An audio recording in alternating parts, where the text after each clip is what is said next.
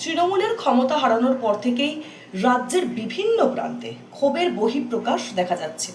আর এবার সেই ক্ষোভের মুখেই পড়লেন তৃণমূলের সর্বভারতীয় সাধারণ সম্পাদক অভিষেক বন্দ্যোপাধ্যায়।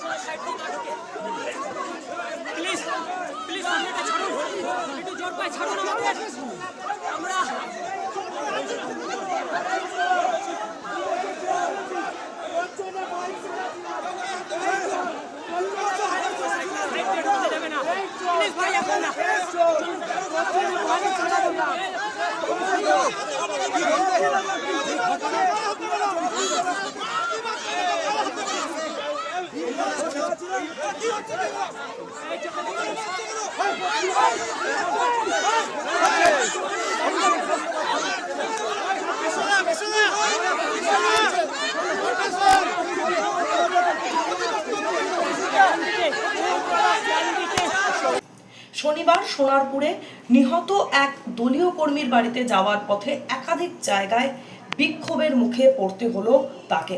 আর কামরাবাদ মোড় থেকে এই যাত্রা শুরু করার পর থেকেই অভিষেক বন্দ্যোপাধ্যায়ের কনভয় ঘিরে রীতিমতো বিক্ষোভ দেখাতে শুরু করলেন স্থানীয় বাসিন্দারা। তাদের যে অভিযোগ তা হলো যে রাস্তা, ত্রাণ, নারী নিরাপত্তা থেকে শুরু করে গত 15 বছরে বিভিন্ন সরকারি পরিষেবা কোনোটাই তারা পাননি। এই অভিযোগ তুলে তারা রীতিমতো ক্ষোভ উগরে দিলেন।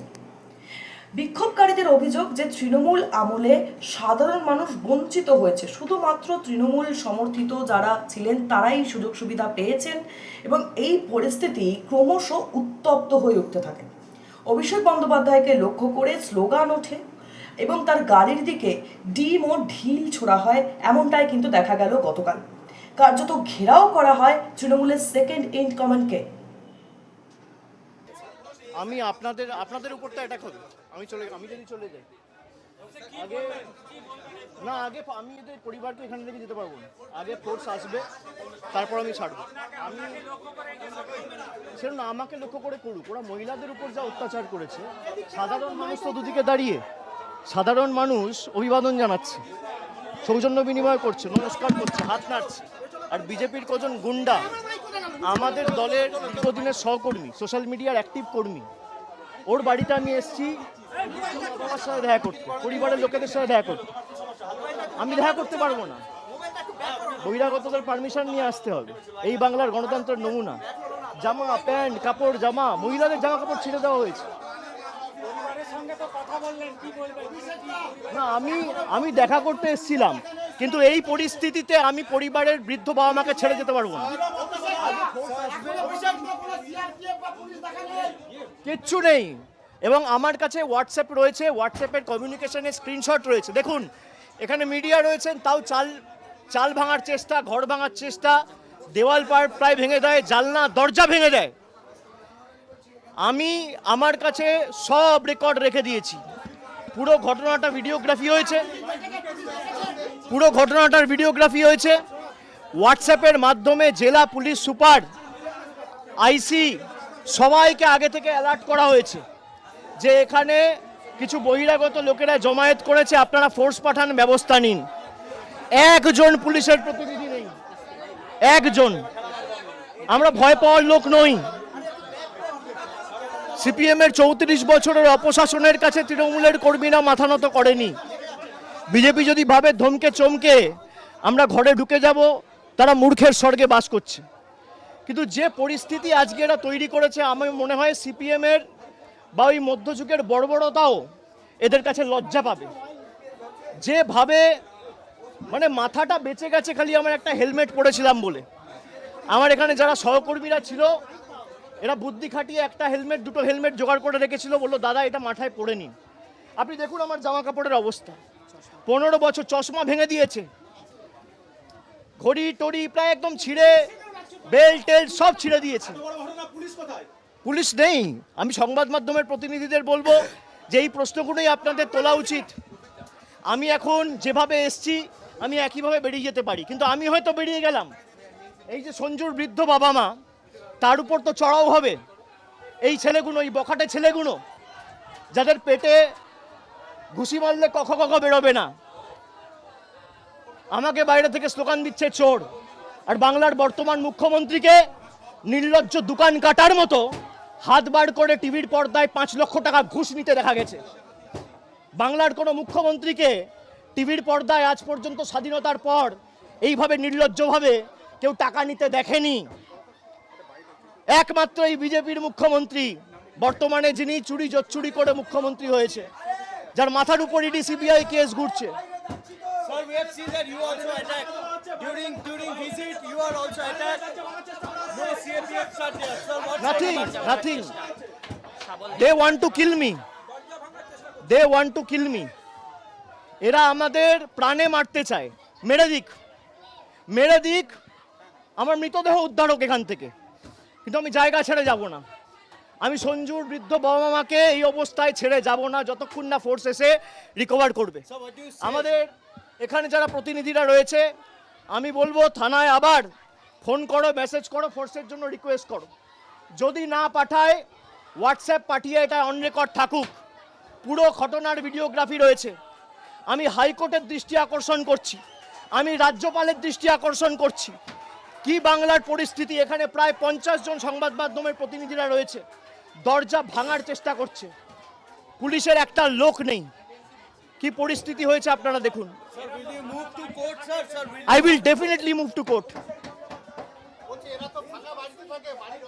Sir, because the law and order আমি situation shift we are করছি। seeing over here, sir, will you move to court? Because দাঁড়া, আমি সব বলে দিয়েছি, পরে বলছি, আগে আমাদের প্রশাসনের সাথে কথা বলতে দিন। এই এসপিকে ফোন করো, এসপিকে বা আইসিকে ফোন করে হোয়াটসঅ্যাপে পাঠিয়ে রাখো, স্ক্রিনশট রেখে দাও। এই পুরো ভিডিওগ্রাফির পরেও যেখানে সংবাদ মাধ্যমে, টিভির ক্যামেরায় সব ধরা পড়েছে, তারপর প্রশাসনের একজন প্রতিনিধি এই মুহূর্তে ঘটনাস্থলে নেই। আর যতক্ষণ না এসে এদের বিরুদ্ধে ব্যবস্থা নেবে, আমি এখান ছেড়ে যাব না। রাত্রির 12টা বাজলেও আমি এখানে থাকবো। দেখি এদের কত ক্ষমতা।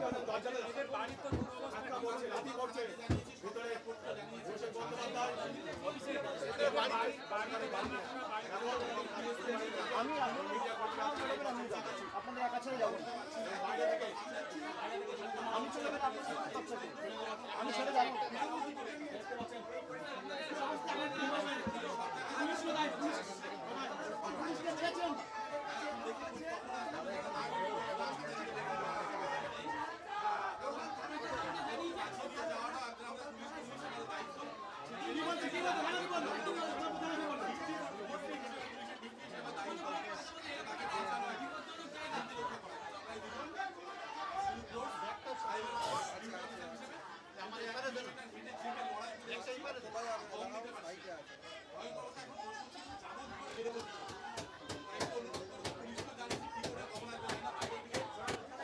দেখুন দরজা ভাঙছে, দেখুন।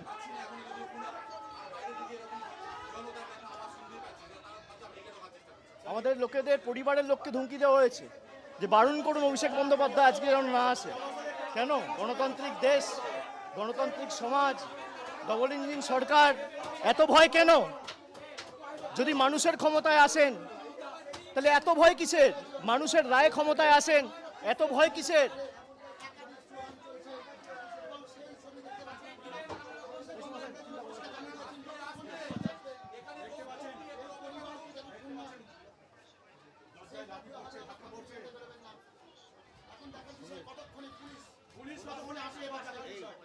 হোয়াটসঅ্যাপ পাঠিয়ে স্ক্রিনশট নিয়ে রাখো। এই কে আছে বলতো, হোয়াটসঅ্যাপ পাঠিয়ে স্ক্রিনশট নিয়ে রাখতে।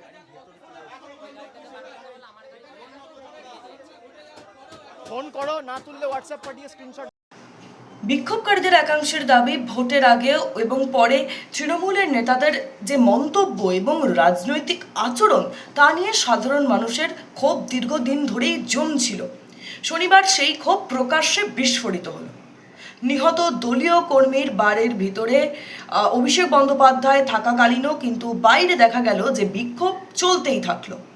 স্থানীয় বাসিন্দাদের অভিযোগ যে এই ভোট প্রক্রিয়া ও প্রশাসনিক নানা বিষয় মানুষের অভিযোগ এতদিন ধরে জমছিল এবং তা একেবারেই গুরুত্ব পায়নি।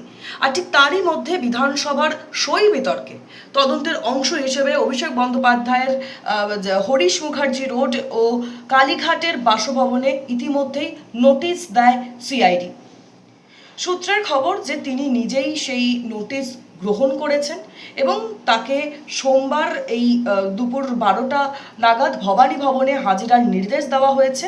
এবং একদিকে যখন দেখা যাচ্ছে যে সোনারপুরের এই যে জনরোষ, স্থানীয় বাসিন্দাদের যে বিক্ষোভ, অন্যদিকে সিআইডির তলব, সব মিলিয়ে রাজনৈতিকভাবে চাপে কি অভিষেক বন্দ্যোপাধ্যায়? সোমবার তার হাজিরা ও তার পরবর্তী রাজনৈতিক পরিস্থিতির দিকেই আমাদের নজর থাকবে, আর আপনাদেরকে প্রতি মুহূর্তে আপডেট দেব আমরা।